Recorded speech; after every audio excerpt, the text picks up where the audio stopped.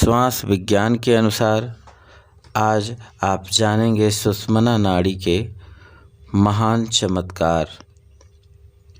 सुषुम्ना नाड़ी, जबकि पिछले वीडियो में हम इंगला और पिंगला के बारे में हम बता चुके हैं, आज हम बताएंगे सुषुम्ना नाड़ी के महान चमत्कार क्या क्या हैं, किस में क्या करना चाहिए, इसके योगाभ्यास द्वारा कैसे खोला जाए और कौन सा योगाभ्यास इसके लिए सुलभ रहेगा। यदि क्षण में बाईं, क्षण में दाहिनी नाड़ी चले तो इसे सुषुम्ना और संकर नाड़ी कहते हैं। सुषुम्ना नाड़ी सब कामों को नष्ट करती है, इसे संकर नाड़ी कहते हैं। और वेदों में कहा गया है, पुराने वैद्यों ने कहा है कि जब तीनों दोष करे मिताई, सन्निपात समझो वही भाई। जो सन्निपात कहा गया है वो सुषुम्ना को ही कहा गया है। उस सुषुम्ना में काल रूपा चलती हुई अग्नि विद्यमान रहती है। उसे विश्वत जानकर सब कार्यों को नाश करने वाली समझें। काल रूपी अग्नि के बारे में हम जानते हैं कि कहते हैं कि शंकर भगवान जब क्रोध में आते हैं तो यह तीसरी आँख उनकी खुल गई तो वो भस्म कर देते हैं। तो वो तीसरी आँख और सुषुम्ना नाड़ी का संबंध एक रहता है, ऐसा जानें। सुषुम्ना नाड़ी और तीसरी आँख, जिसे थर्ड आई कहते हैं, ये दोनों साथ में ही खुलती हैं।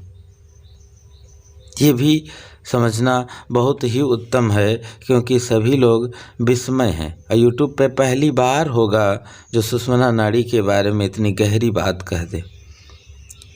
आप जानेंगे जब जिस को नाड़ी क्रम भंग करके, अर्थात चंद्र की जगह सूर्य और सूर्य की जगह चंद्र, चंद्र चलकर सूर्य और सूर्य चलकर चंद्र, इस प्रकार क्रम भंग होकर दोनों नाड़ियां बहें, उसका फल अशुभ जानना इसमें संदेह नहीं, अर्थात अशुभ जानना चाहिए।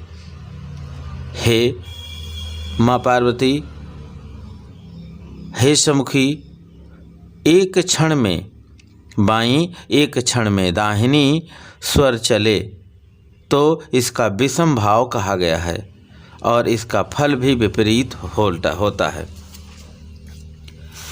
इसमें कौन से कार्य करने चाहिए, कौन से कार्य नहीं करने चाहिए, सुषुम्ना नाड़ी क्यों इतनी खराब कही गई, ये सारा विज्ञान आप जानेंगे। जो दाहिने चलती है, हमारे दाहिने हाथ की तरफ नसा छिद्र से, वो पिंगला चलती है, और जिसे सूर्य नाड़ी कहते हैं। जो बाएं हाथ की जो नसा छिद्र चलती है उसे इंगला नाड़ी कहते हैं। और इन दोनों नाड़ियों के बीच में जो चलती है वो सुषुम्ना होती है। वैज्ञानिक दृष्टिकोण से ये अति सूक्ष्म विषय है, जो हमारे रीढ़ की हड्डी के दाहिनी और बाईं ओर भी चलती है और बीच में चलती है, वो जिसे फ्लूट कहते हैं कि ये स्पाइनल फ्लूट है, स्पाइनल नर्व है, ये दब गई है। यही है इससे भी सूक्ष्म जो बीच में चलती है वो होती है सुषुम्ना नाड़ी। पंडित लोगों ने, ज्ञानियों ने दोनों नाड़ियों का चलना विष के समान माना है। इस कारण इसमें क्रूर सौम्य कर्मों को नहीं करना चाहिए, क्योंकि करने से किए हुए सभी कार्य फलरहित होते हैं। जीने मरने का प्रश्न, प्राप्ति अप्राप्ति, लाभ हानि, जय पराजय, जीत हार आदि काम विषम उल्टे स्वर में ना करें, केवल जगदीश्वर को याद करें। अर्थात इस नाड़ी में, इस सुषुम्ना नाड़ी में ये थर्ड आई खुलने के संकेत पर ये दोनों साथ ही में खुलती हैं, ये साथ ही में रहती ही हैं।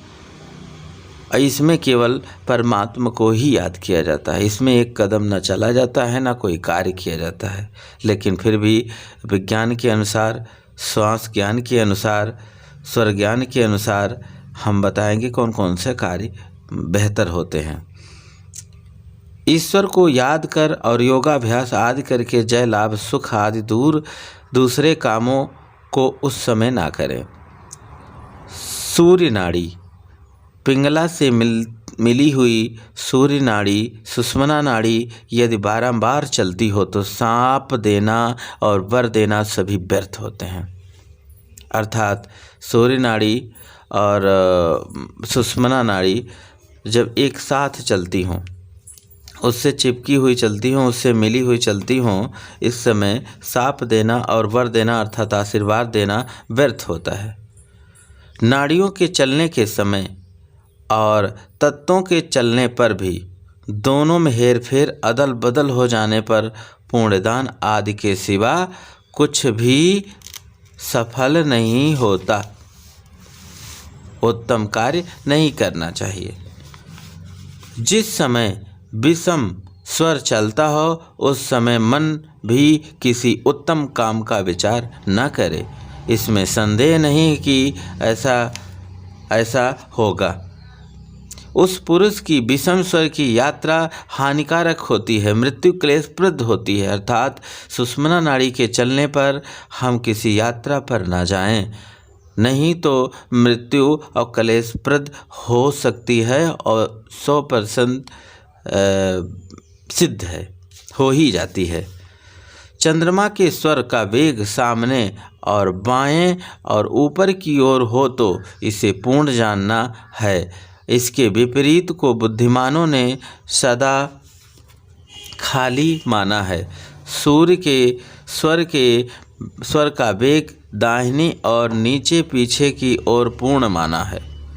चंद्र स्वर चलते समय ऊपर की ओर अपने बाएं अथवा सामने बैठा हुआ दूत शुभ है। स्वर चलते समय पीठ पीछे दाहिने अपने नीचे बैठा हुआ दूत उत्तम है।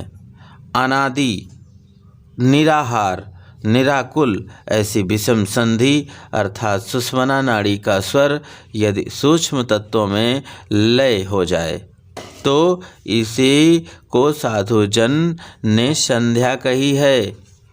संध्या ये सूर्य डूबने वाली नहीं कही जाती। प्रसिद्ध वेद को वेद नहीं कहते, क्योंकि उसमें वेद तत्व नहीं होता। जिस वेद से परमात्मा का जाना जाए, परमात्मा को परखा जाए, परमात्मा को प्राप्त किया जाए, वही वेद कहलाता है। अर्थात इसके अनुसार श्वास विज्ञान और स्वर विज्ञान वेद से महावेद के अनुसार देखा जा सकता है। मनुष्य के दिन यूँ समझ लें कि मनुष्यों के दिन रात का जो संध्या है उसे संध्या नहीं कहते। संध्या तो विषम संधि में स्थित प्राण की संधि को कहते हैं, अर्थात सुषुम्ना नाड़ी को कहते हैं, सुषुम्ना स्वर को कहते हैं संध्या। एक चीज़ और जान लें, इस स्वर के चलने पर, सुषुम्ना नाड़ी चलने पर किस समय कार्य बेहतर होता है, किस समय ऋषियों मुनियों ने श्राप दिया करते थे। वह स्वर सूर्य स्वर से मिली हुई एक आपने जाना कि श्राप वर देना व्यर्थ होता है। अब समझ लें, चंद्र से मिली हुई सुषुम्ना नाड़ी यदि बारंबार चले तो उस समय ही सभी संत और महर्षि जो पहले हुआ करते थे उस समय वे ही उस नाड़ी में ही श्राप और वर दिया करते थे, तो वो सत्य हो जाता था। धन्यवाद मित्रों, नेक्स्ट वीडियो में मिलते हैं।